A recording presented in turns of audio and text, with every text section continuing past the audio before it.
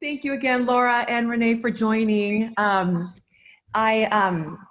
putting together this panel, this conversation, I was thinking there's so much that has happened over even the last 6 months. We can almost think about disinformation pre-COVID and pandemic and post-COVID and pandemic.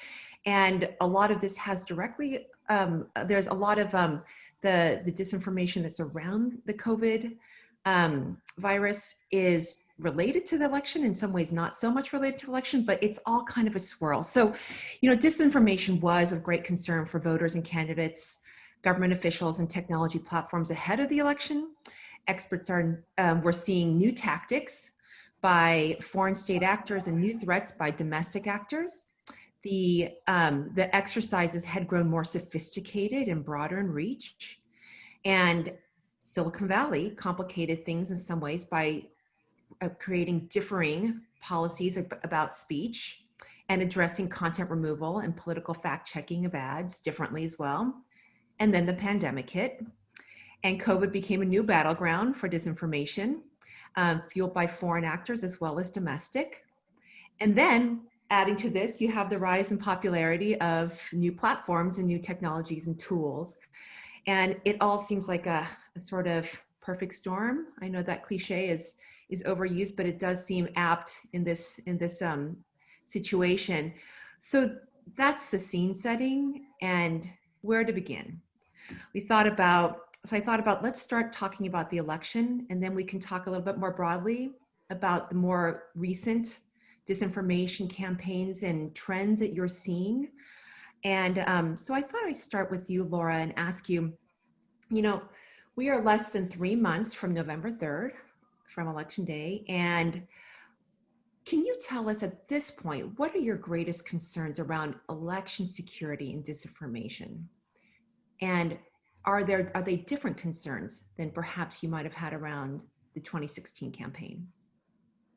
Well, thanks, Cecilia. Yeah, it's so great to be here with you and with Renee to have this important conversation. And thanks for that great scene setter, which I think really laid out the degree to which this is a complex and dynamic and evolving space. So the thing I'd like to do in terms of addressing the question about the elections is actually take a step back a bit.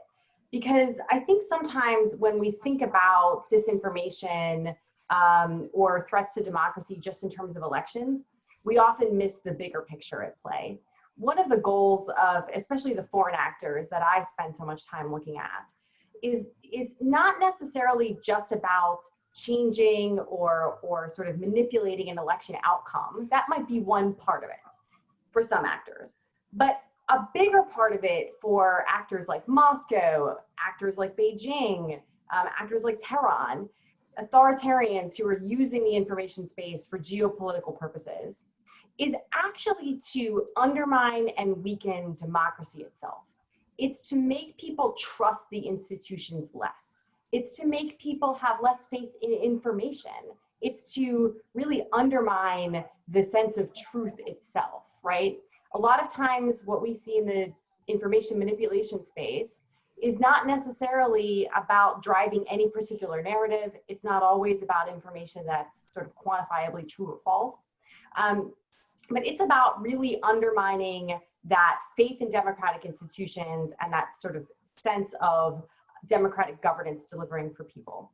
So to apply that to the election context, the thing that actually worries me most is that so much of that perfect storm that you just laid out, so many of those dynamics are actually aimed at making people have less faith in their government, making people have less faith in democracy as a system, as something that's delivering, having less faith in news media, having less faith in the information they're getting about their health.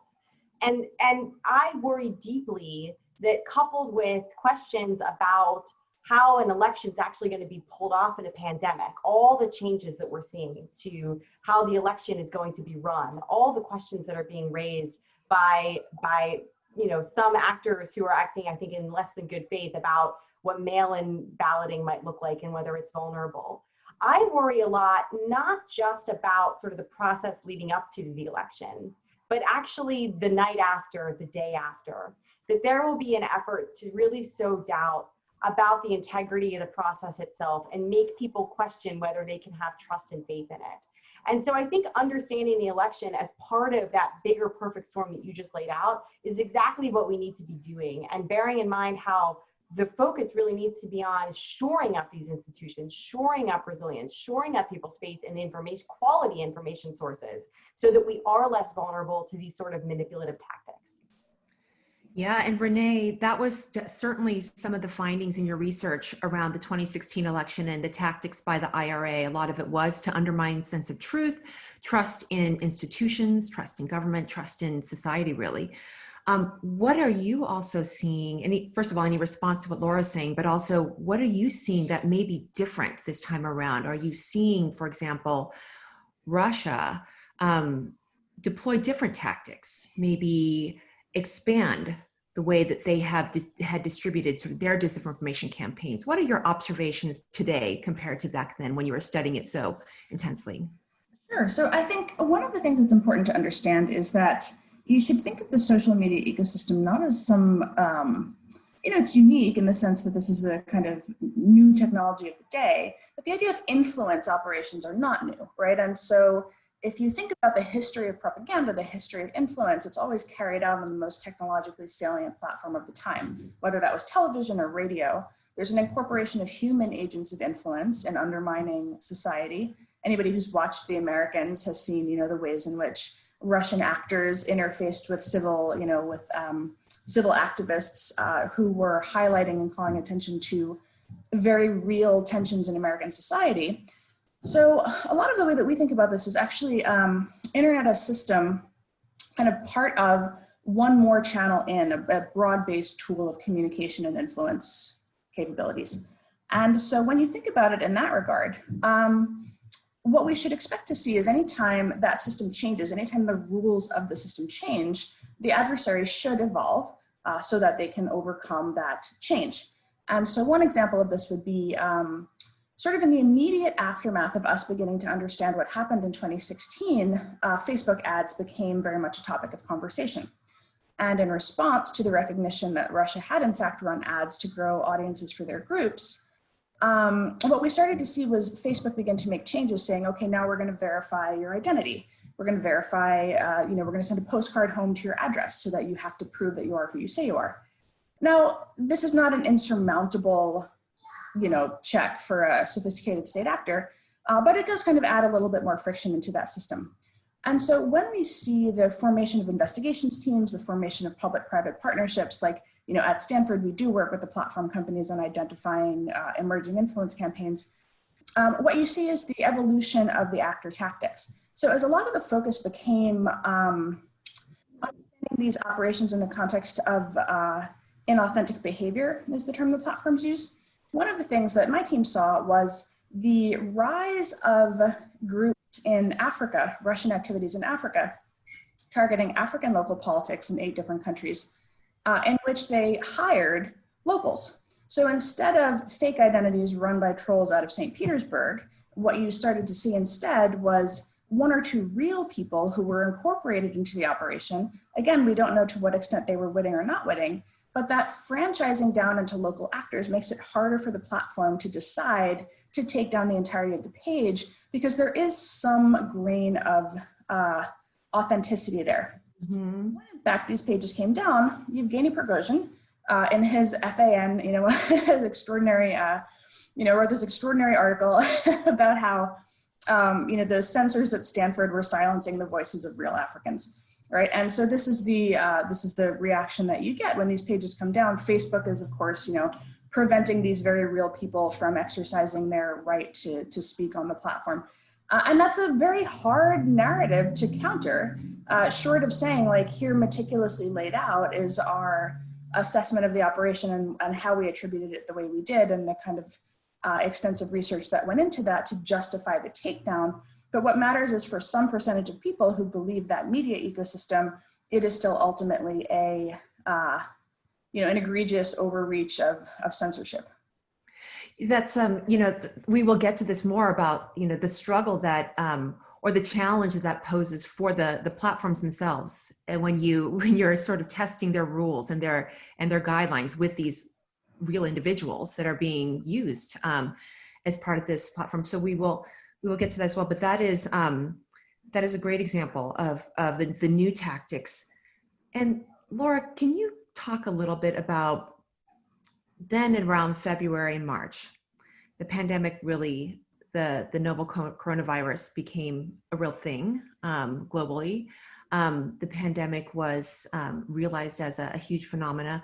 What then did you start observing in terms of disinformation, particularly by foreign actors, as well as domestic, around disinformation with the virus? Yeah, absolutely, Cecilia. And I think I'll probably leave most of the domestic piece to Renee because she's got deeper research, especially on the sort of coronavirus disinformation there on the domestic side. On the foreign actor side, I'll highlight mostly what we saw. The most interesting story, I think, for me, especially in February and March, was really coming out of Beijing, out of the People's Republic of China. And just, I'm going to pause for 1 second on a definitional point, which is probably going to sound a little bit pedantic, but bear with me. Because I'm not going to talk about this in terms of disinformation per se.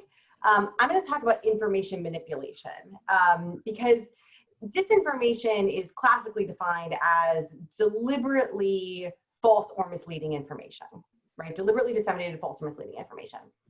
The vast majority of what we see in the broader sort of information ecosystem in terms of malicious behavior is not necessarily something that falls into that space. There's a whole range of tactics that we could talk about. Disinformation is absolutely one of them. But I use the term information manipulation to talk sort of broadly speaking about some of these tactics that we see that disinformation is one piece of. I think that's particularly important in the China context because the Chinese party state's tactics have historically been different than what we have seen from an actor like Moscow. And I think that comes a bit from their geopolitical positions, right? Putin's Russia is an objectively declining power that is becoming weaker and weaker on a whole host of geopolitical and geoeconomic measures.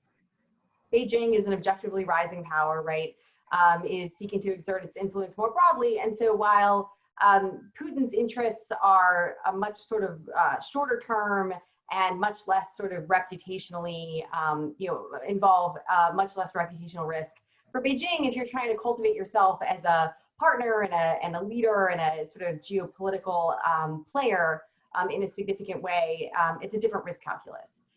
So what that had meant was that historically we'd seen most of the Chinese party states' information manipulation strategies focused on creating and amplifying content that was positive about the Chinese Communist Party, and suppressing or denying the information space to actors, topics, and entities that it didn't want to occupy them. It does that, through, of course, mass censorship, but also other forms of algorithmic suppression and other kinds of measures. This is very much a part of their strategy internally, right? In terms of what we hear about it with the Great Firewall of China, which has both technical and legal components to it. But we've increasingly seen China as its external strategy has become more assertive and it's gained interest more broadly, expanding its information strategy outside of its borders. And what we really saw around February, March of this year with COVID was an acceleration of some trends that we had started to see over the past year, which was both Chinese officials with their foreign ministry, other parts of their official bureaucracy, as well as party and state-backed media becoming much more aggressive in their use of information, taking on some tactics that actually look a little bit more Russian. Now, I think it's important to be clear that there are still significant differences in the way these two actors engage in the information space. But some of the things that we saw that seemed like a departure from past practice from Chinese actors, these were all really aimed around, I think what I would characterize as acting out of insecurity, right? The party actually early on in its response to the coronavirus crisis was really seeking to deflect blame from itself for its own initial failings in dealing with the virus. The Chinese government was being blamed by the US and others for allowing it to get out of control. And so deflecting blame was a really big piece of it. And so we saw a few different pieces, I think, come into play that appear to be new elements of the Chinese party state's information manipulation strategy. The first is very aggressive engagement on Western social media platforms, particularly Twitter, by Chinese officials. What the Chinese themselves have dubbed wolf warrior diplomacy. Much more sort of aggressive trolling-like tactics that we've seen evolve over the past few months. The second piece of it is the spreading of actual disinformation, in particular about the origin of the virus. And in part, we actually saw a few different narratives about what the origin of the virus might have been. And we saw a coordinated campaign to promote those different narratives using material from conspiracy theory websites that form a sort of central part of actually the pro-Kremlin disinformation ecosystem. And so that also felt like a difference, and something that actually had some similarities to activities we've seen from Moscow when it sought to deflect blame from itself about the poisoning of Sergei Skripal in Salisbury or the downing of the MH17 airliner over eastern Ukraine. So for me, one of the big questions is whether this is a sort of permanent departure and new phase of tactics, or whether this is a sort of aberration of testing and trying out new things. But those are just a few of the dynamics that we've seen over the past few months, in particular with how China's engaged around coronavirus information. It's fascinating that you mentioned, Laura, that they're taking some cues from the Russian playbook. At the same time, Renee, you just published a really fascinating report on sort of the ecosystem of China's kind of information apparatus and how it goes back so far in history. And they have sort of an established playbook that's online and offline. And can you talk about what your observations are, combining what Laura just feeding off of what Laura was just saying about these sort of imitate.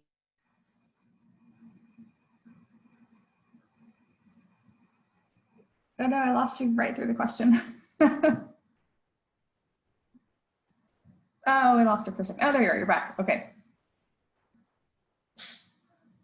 Muted.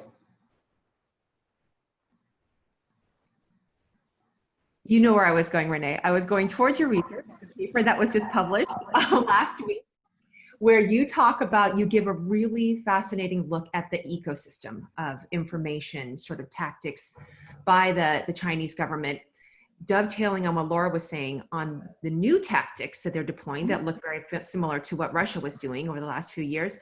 Would love to hear from you what you found in your study. And also, can you give us a sense of how threatening the Chinese information sort of apparatus is when it comes to, and I'm glad you, Renee, sort of distinguished the vocabulary, information manipulation, as well as disinformation. Sure. So the work that we did, we have a project at Stanford right now called the Virality Project, which is sort of a double entendre because we're looking at coronavirus. But we chose coronavirus in part because it allowed us to have this is one of the few moments in history, I think, where the entire world has been talking about the same thing, right? That doesn't happen very often. And when the governments, particularly authoritarian governments, have to kind of justify their existence and their continued existence in the form, when massive numbers of people are dying. And so we've looked at Russia, China, Iran, Saudi Arabia, the US, so not limited to authoritarians. I think Venezuela is kind of next up on deck.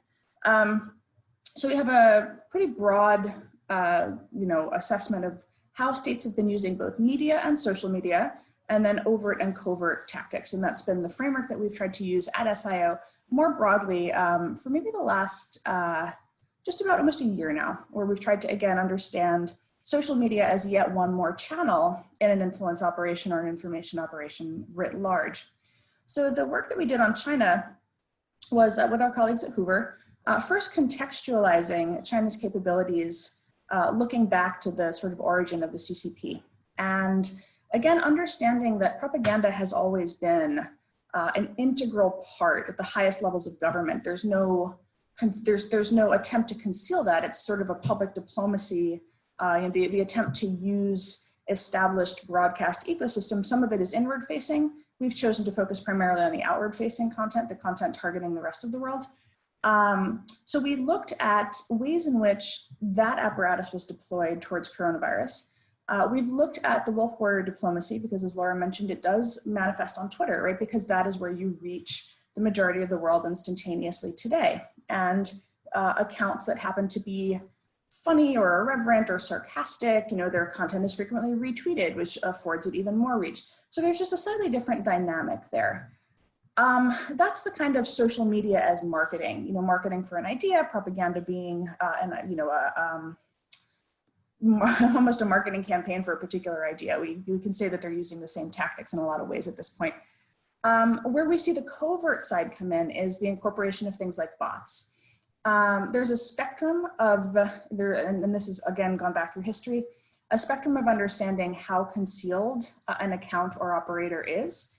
Sometimes they are still real people who are agents of influence in the sense that you don't know who they're working for, who's funding them. But oftentimes what we see with Twitter and with Facebook is there's this extremely easy way to create completely fake people. So that dynamic just kind of, again, transforms, makes it potentially more efficient to run completely unattributed campaigns. But they do, in fact, take some work. And what we saw with Russia was a multi-year commitment to begin to establish its personas. The personas that they were using in 2016 were created back in 2014, right? So they had a multi-year history of engagement. They worked to connect with influencers. They worked to ensure that they were retweeted by extremely prominent people who had phenomenal reach with their target audience, right? And that's on the left and on the right. We had Jack Dorsey retweeting some of Russia's fake black activist trolls, and we had Donald Trump Jr. retweeting some of their fake right-wing activist trolls, right? So they really put in the work to understand what would resonate with American audiences, what kind of personas would play. We haven't seen that sophistication from China. We have seen sloppiness. We've seen the creation of extremely thin personas. One of the things, if you visit io.stanford.edu, one of our data research assistants made a beautiful graph showing the turning on of accounts over time topically. And so you see a bloom when coronavirus hits, because all of a sudden they have a bunch of coronavirus focused personas that were all created relatively, within a span of the, couple weeks to month, right? So they're not laying the groundwork and doing this very sophisticated type of persona creation that's useful for persuasion. And what we see instead is this kind of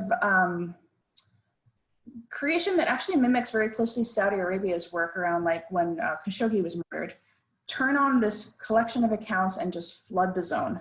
And it's a very distinct, different strategy because oftentimes those accounts are culled almost immediately. They're easy to find. The platforms find them, bot spotters and researchers find them. They come down very quickly. But what matters is that in that moment when people are paying attention, that's when they're active.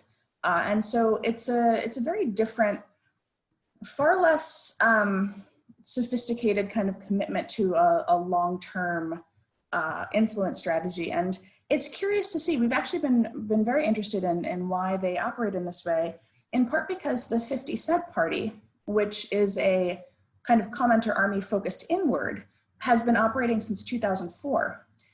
So the presence of fake personas participating in conversations within the Chinese internet ecosystem is actually not new at all. And so we've actually all been kind of waiting to see how this would manifest in the outside of China, the kind of Western social media ecosystem. And it's been sort of surprisingly haphazard. That's interesting. I will remind the audience, and there are many of you here, that we will take questions for the last 15 minutes, and you can ask a question by using your raised hand function, which is located in the center of the meeting control bar. I think the questions will not actually queue up until we open it up, but I want to give you sort of a heads up now so you can start thinking about your questions. So Laura, as far as the way that Renee was describing the Chinese sort of flooding the zone, does that have potential more scale and reach? In other words, I know this is a very blunt question, but like in perhaps too simplistic, but I'm trying to assess or trying to trying to think about what potentially has greater threat, the Chinese sort of approach or not. And Laura, can you bring this back to, well, how does this affect the elections? That if China's and their whole apparatus is spreading manipulated information about COVID? Yeah, so let me pick up on a couple of different things. One is, I think Renee's point on the lack of sophistication that we continue to see, especially from the covert side of operations, is important. I think it also speaks to a broader question here. One of the things that we saw happen in the beginning of the anti-racism protests in the U.S. was both Moscow and Beijing sort of seized on this narrative about, it wasn't a disinformation narrative, it was just what we would call sort of a whataboutism kind of argument. Like, hey, look, police are beating protesters in the streets in Washington and in Portland and Minneapolis, and hey, you criticize us for when this happens in Hong Kong and Moscow, so like, you know, who's smiling now, right? So there are a lot of this like whataboutism kind of thing. By Beijing, we also saw, and a bit from Moscow, this attempt to argue like, look, you know, protesters in the street means democracy's in chaos and all this stuff. And, you know, I'd frankly retort that while the reasons for protesters being in the streets and the fact of police lashing out at protesters and press was not a good thing, the act of the protests themselves is a sign of a democracy, messy as it may be, actually working, right? And that's something you can't see in these regimes. But one of the more interesting moments was when one of China's foreign ministry spokespeople was attempting to tweet in solidarity with the protesters. And she actually tweeted, I believe it was a quote tweet, excuse me, but she tweeted "All lives matter." And she did that in it, attempting to express solidarity with the protesters, not realizing that in fact, all lives matter is a rejection of the Black Lives Matter mantra, right? And so there's a lack of sophistication, I think, about some of the broader cultural cues as well that we have seen Moscow actually be a little bit more adept at, certainly in a lot of the IRA activity in 2016, right? Found those fissures and where they could pull at those seams. And I think that's also an area where we see, you know, China definitely still lagging behind. To get a little bit more to your question about, you know, what's the bigger threat and sort of how does this affect the election? Let me take those in like two different parts. You know, the first is, to me, I think it's really important that we take, again, a step back. It's my favorite thing to do, taking a step back and understanding, sorry for the beeping in the background, I'm trying to turn off my notifications here. You know, to understand, you know, from a, you know, I'm a sort of, you know, national security person by background. I spent a lot of time in government working on China and US-China foreign policy and US-China relations. So for me, it's trying to understand, like, what is China actually trying to achieve here? What is Moscow trying to achieve? And, you know, all these things that we're talking about right now are, they're tactics in a broader strategic effort to both, you know, use information for influence, as Renee has said, but also both Beijing and Moscow are seeking to advance a different vision, an autocratic vision of the information space. One where governments have a greater ability to monitor, control what their citizens do online. They do that through infrastructure that's designed to enable that kind of monitoring and control. And through legal and governance regimes that promote a sovereign internet, sovereign information space, which they are advancing at both at home and in places like the UN and other multilateral fora. And so I think it's important that we talk about the threats of these particular kinds of approaches, that we not just think about it in the tactical stuff, but understand the broader strategic game being played here. And that's where things like, you know, you alluded to the platform TikTok earlier in your perfect storm of issues, right?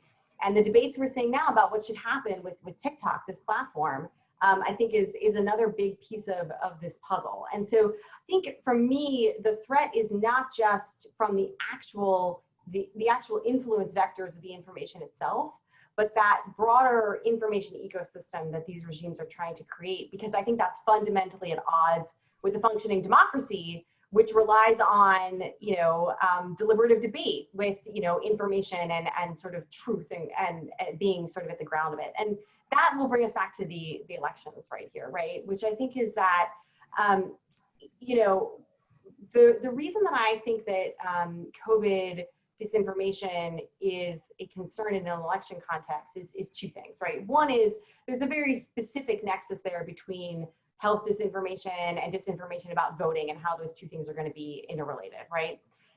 But there's a broader sense here of the fact that when you are sowing doubt about a government's ability to respond to something like a pandemic, when you are sowing doubts about the information that the government is providing about the pandemic, right? When, you know, some of the domestic actors that Renee's studied as well, right, are promoting things like this pandemic documentary, right, that sought to really sow doubt about some of the core figures, right, in our public health ecosystem and whether or not they're in fact telling the truth.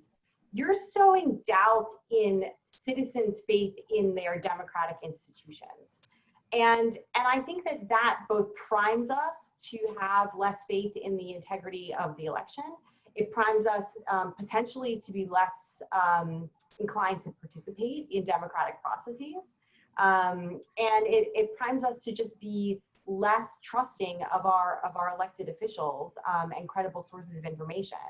And so to me, a number of these different things are sort of gateway drugs, right, to the broader, disinformation ecosystems. Health disinformation, coronavirus disinformation right now is certainly playing a central role in a lot of that.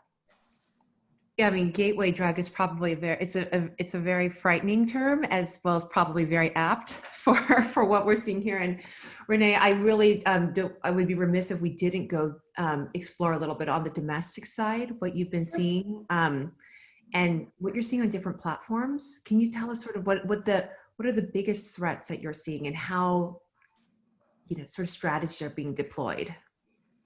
I think one of the challenges is there are some bright lines that platforms have with regard to takedowns by foreign state actors, and we kind of alluded to them in the form of inauthentic activity. The question of what to do about health misinformation spread by real people, particularly domestic actors in the US, where freedom of expression is kind of paramount concern, means that those policies are less robust. The platforms treat everything sort of as an isolated case. There are policies, but they're not necessarily well executed policies at this point. And what that translates to is things that go viral that are not addressed in a timely fashion, leading to oftentimes very ham-handed takedowns after the fact, after something's been viewed 8 million times, as in the case of the pandemic video, that then lead to second order effects in which there's a controversy about censorship and platform censorship. Making them then further reluctant to take things down earlier as they are, as for things that need to be taken down. And that's kind of created a morass in the information ecosystem domestically. So one of the things that we've seen, I started working, I actually got my start in looking at misinformation and the spread of narratives, looking at the anti-vaccine movement in America in 2015. As an activist myself, working on getting a bill passed in California to eliminate vaccine opt-outs.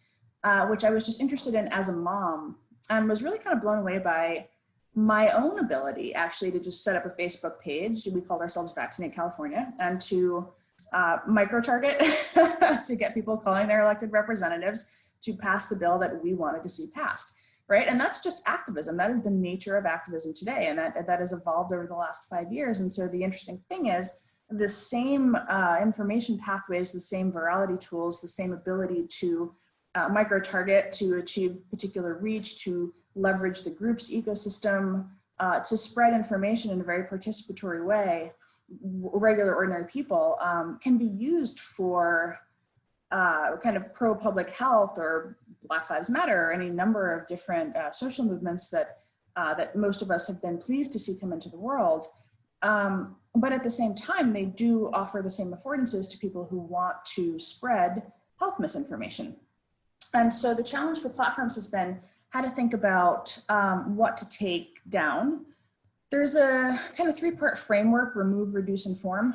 Remove is what actually needs to be taken down. Reduce is where you see kind of a coordinated, like a deprecated, temporarily throttle or permanently throttle the virality of something that is found to be misinformation that has harm, that causes downstream harm. And then the last is remove, reduce, inform, which is where you just kind of put up the interstitial, informing people about, a fact check, kind of posting a link to a fact check. One of the challenges with pandemic, with pandemic, the video, the health misinformation video, is what we found when we studied it at Stanford is that, we could see indications that it was going to be happening beginning 2 months prior. So beginning in April 2016, we began to see evidence that anti-vaccine activists were trying to elevate this person, Judy Mikovits, who spread these, these insane conspiracy theories about Anthony Fauci having people killed and so on and so forth. Conspiracies about masks, about murder, you name it, it's all in there. We could see early indications that this was a coordinated effort to turn this person into an influencer. And yet there was really no actionable moment for the platforms to respond to that. And so the question becomes, when this is just the information ecosystem, when anybody can use these tools and tactics, when is the appropriate intervention point? And unfortunately with pandemic, we had seen the initial post, looked at it, said this is going to be viral, and then sure enough the next morning, I had, I think, 95 emails in my box with alerts and mentions and things, just, here it is, it happened. One of the challenges has been, after something's viewed 8 million times, what do you do with it? What we found was that it actually took about 2 days for the fact checks to start to come out. The New York Times did some, Science Magazine did some, a couple of YouTubers, very prominent YouTubers did them. But the challenge is when there's that 2-day lag between when the misinformation goes viral and then when the fact check comes out, that basically, seeds the space for the misinformation for such a sufficiently long period of time that then the fact check doesn't get the same attention because people have kind of moved on to the next thing. So one thing that we've been trying to do at SIO is develop a better understanding of the velocity and the volume at which this occurs, the specific pathways that things kind of jump through, in an attempt to develop a better understanding of how to detect signal of emerging virality or emerging velocity earlier, and then to think more about what's a more appropriate intervention. We don't want to see platforms taking things down constantly. That's not the kind of information environment that we want to operate in. But if you're going to use inform and put out a fact check, or if you're going to use reduce and throttle it, the time to use those two tools is not after 8 or 20 million people have seen something. And so the question is, how do we improve our understanding of, this is how information flows today. So what are the norms and the policies and potentially the regulations that we want to see around those dynamics? And can Laura and Renee, can the platform see as early as you're describing? I mean, you guys have, you definitely have a lens into it. Are they sufficiently looking ahead, like sort of around the corners? There's not even really a sharp corner to look around, right? When it comes to some of these trends. I think the question becomes focus, where's your focus? Where's your attention? There are certainly people who are looking at it. One of the things that's challenging oftentimes though is these things happen across all platforms simultaneously, or they hop from one to the next, or they're coordinated to happen. It's not accidental. And so there's that question of monitoring the internet as system. I feel like Laura could probably respond to this in the context of Hamilton or some of the work that they do on that as well. Yeah. Yeah, I mean, I think Renee is exactly right that a lot of it is a question of focus. A lot of it is a question of like, where are you watching the signals come from, right? Renee talks about all the different signals that you can use in this context. And I think there's a lot of different directions that these signals come from. And so, one of the challenges I think is figuring out how do you have multiple different angles on one problem, right?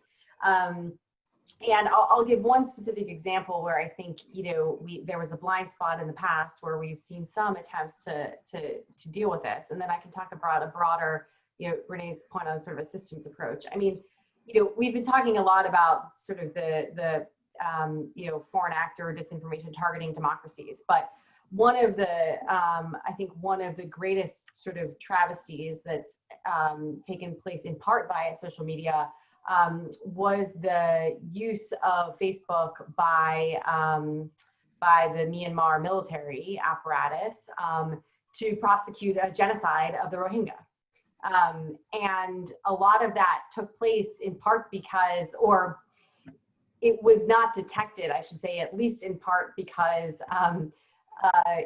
Facebook didn't even have people on the staff who had the language capabilities to understand, let alone the cultural signals that would have potentially helped signal early on that this kind of language around such a charged issue had potential to have disastrous consequences, right? And so I think sometimes there's a sense that you have to have like a lot of deep under the hood looking at like all the different, activity happening at a technical level. And there's a huge part of that, don't get me wrong, and Renee's team and others are fantastic at doing that kind of work.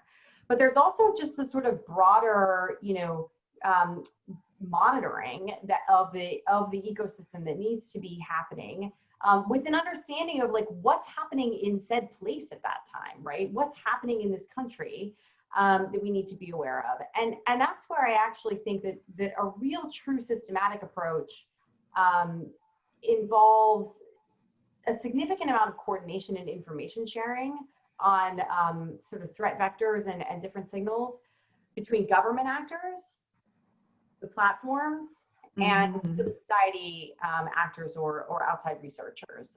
Because each of those different constituencies or entities has visibility into a certain kind of analysis, right? Or a certain kind of indicators.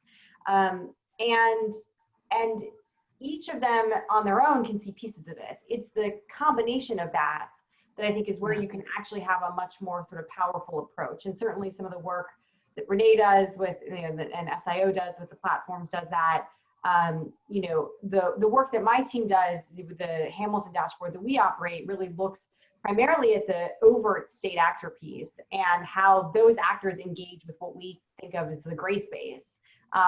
Which is, not necessarily always covert, but these sort of quasi-attributed actors in that space. And again, it's one piece that feeds into this broader sense of what's happening in the information ecosystem. But I totally agree with Renee's description from earlier on of needing to see this sort of spectrum of social media being just one piece of this broader information ecosystem. And that sort of systemic approach is, I think, where we still need to make a lot more progress in terms of the, not just the platform stepping up what they're doing, but actually having the cross-sector cooperation that we really need at scale.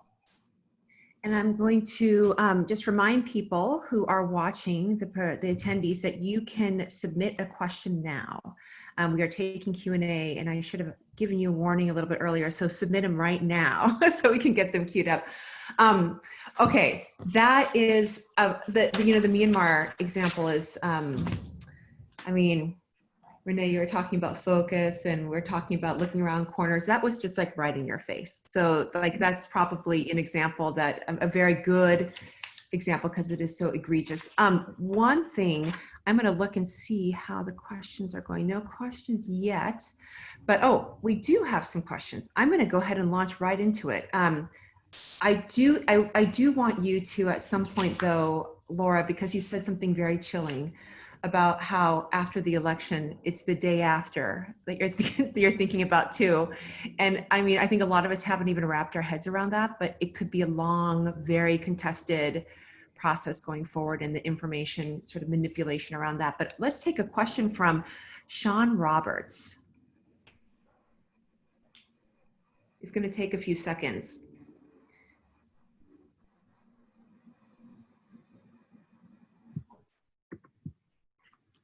Here, Sean. Whoops. Should we take a different one, or is Sean Can you there? hear me? Hi, Sean. Yes, we sure can. Yeah. Welcome. Unfortunately, I'm using another tool that seems to have stepped in front of you, but for the video. But I can give you the audio. So voting is a state and locality issue mostly, and obviously the federal government provides some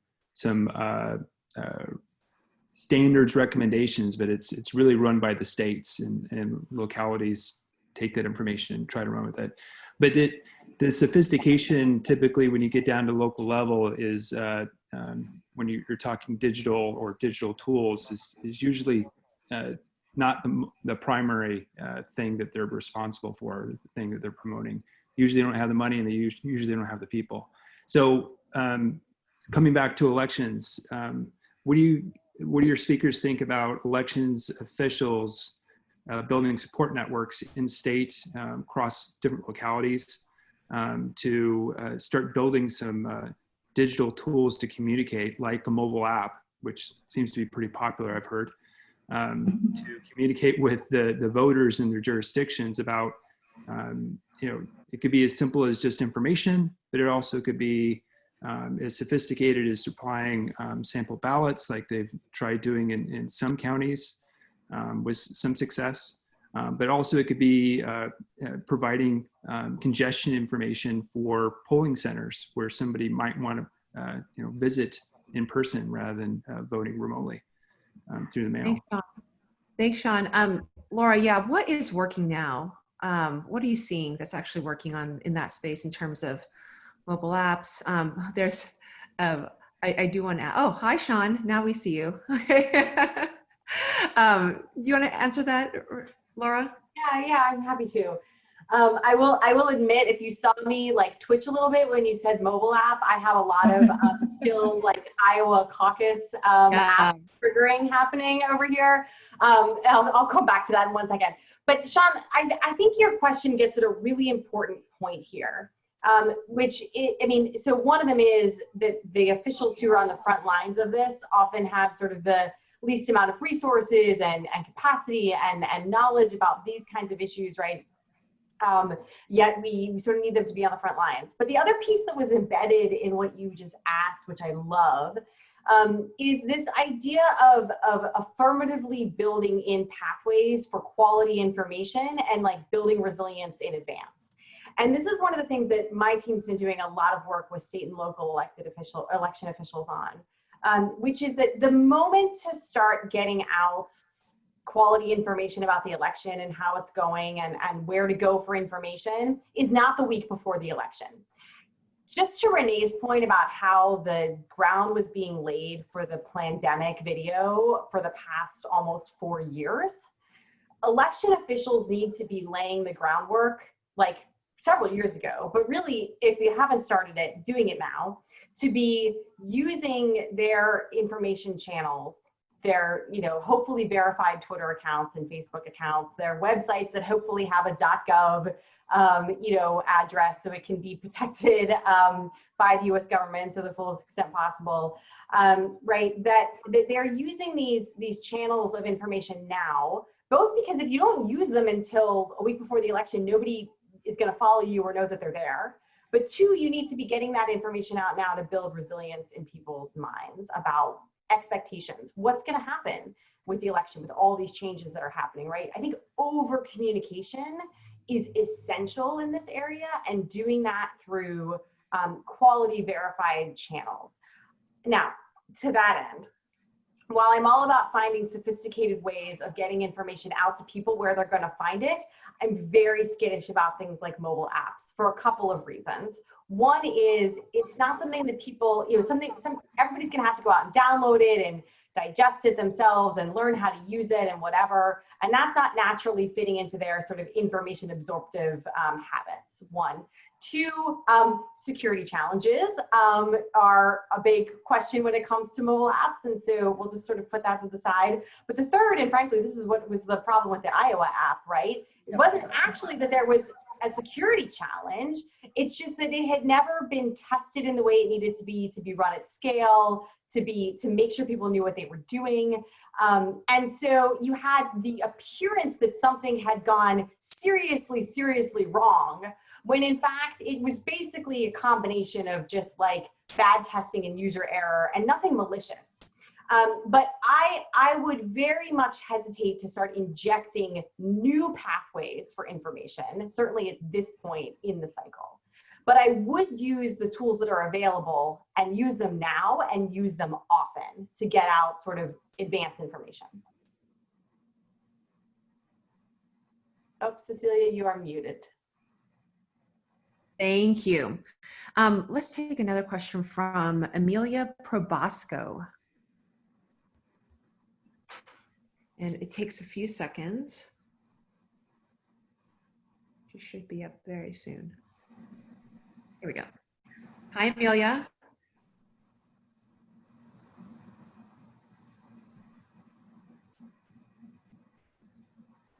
Can you hear me now? Yes, we sure can. Hi. Hi, sorry. Thanks so much. Thanks This is for a great waiting. session.